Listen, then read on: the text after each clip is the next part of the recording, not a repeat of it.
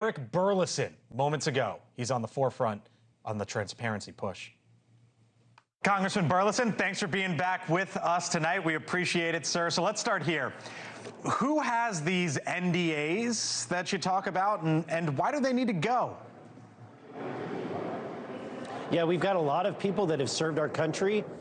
They've signed these non-disclosure agreements, meaning that they can't talk about subjects, and that's mostly a good thing. But when it comes to the topic of UFOs, UAPs, I think this is a topic that one has to question whether or not, the intelligence or any kind of intelligence about intelligent life outside of this planet should be kept a secret. And so I think that the president has done an amazing job, and his administration is doing great work in releasing these files. But I think if they're going to get the answers that they're looking for, they're going to have to have people come forward, and a lot of these people have signed non-disclosure agreements. Who are they?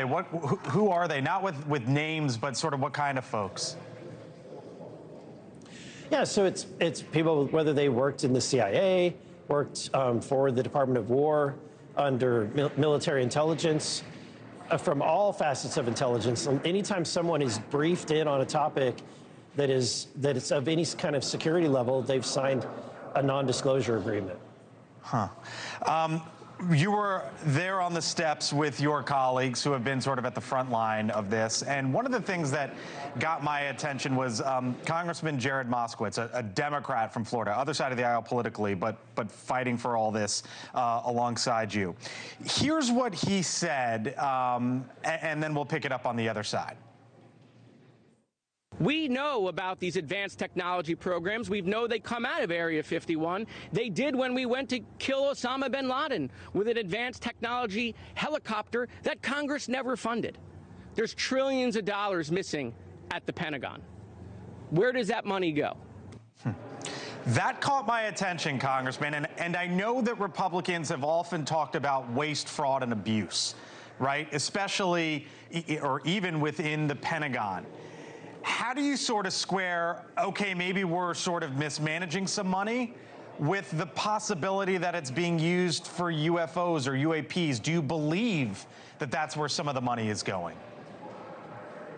Yeah, I absolutely do. In fact, I just left a hearing. It's still going. It's the DOGE Subcommittee of Oversight, chaired by Representative Tim Burchett. And we had people from the Office of Inspector General. We were discussing the fact that the Department of War hasn't passed an audit ever, and they don't plan to until at least the year 2028, which is just totally unacceptable. We discussed the fact that there's times where they spent $1,500 on a coffee cup, and we've all heard about the expensive hammers and toilet seats that they buy. So where is that money actually going? And I think that that's what we were getting to the bottom of, is how do we really change the way we audit the Department of War and their expenditures to make sure that what they're purchasing is actually on the up and up. I hear you. Let me leave you with this.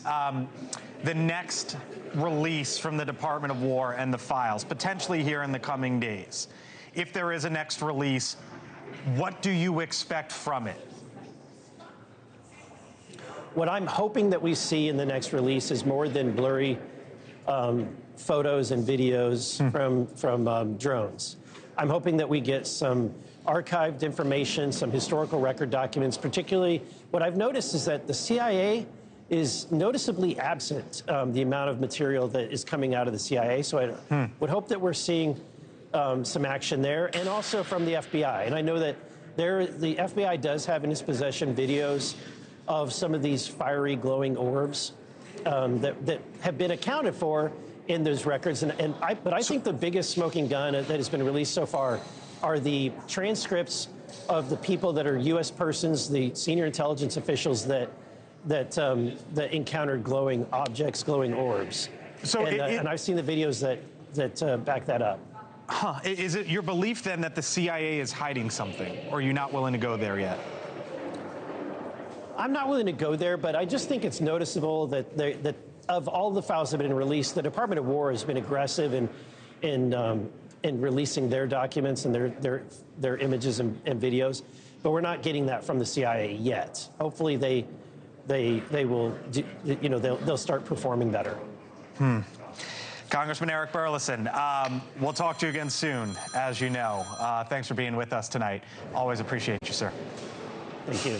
Thank you for watching. Subscribe below and download our NewsNation app right now on your phone, and you will get fact-based, unbiased news for all Americans.